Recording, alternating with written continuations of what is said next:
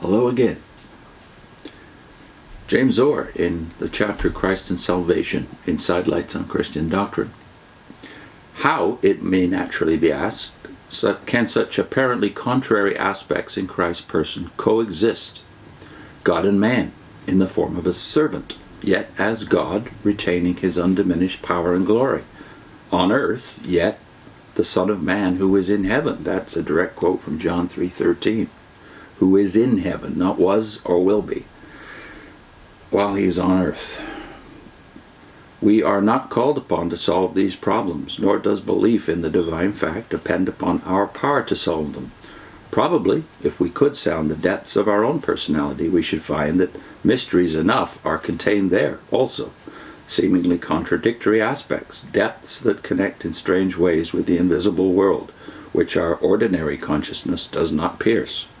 We read of oversoul, of subliminal consciousness, of multiple personality. A pantheistic philosophy will even have it that each finite personality is a reproduction of an eternal consciousness with which it is in nature identical.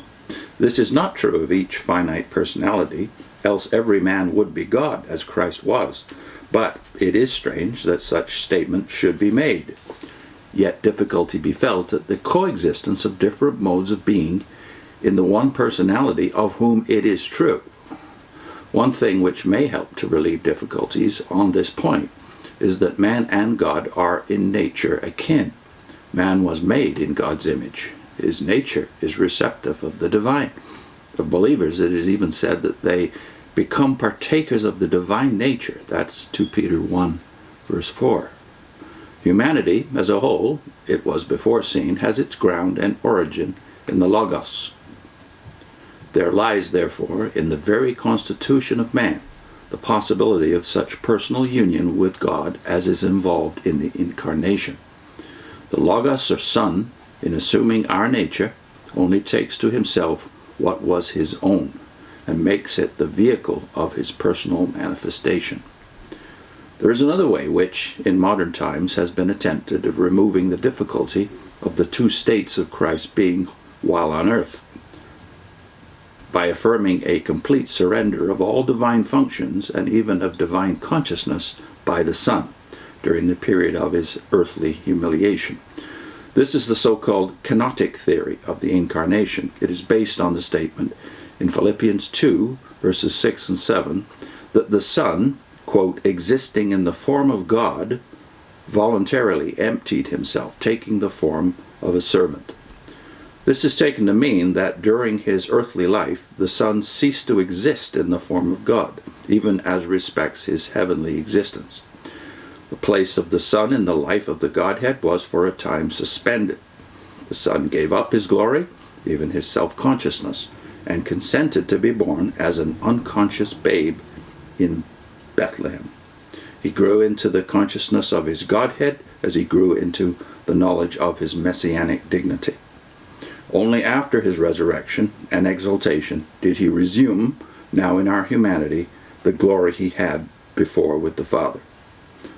The difficulties in the way of this conception of the temporary obliteration of consciousness and activity on the part of one of the members of the Holy Trinity appear insuperable.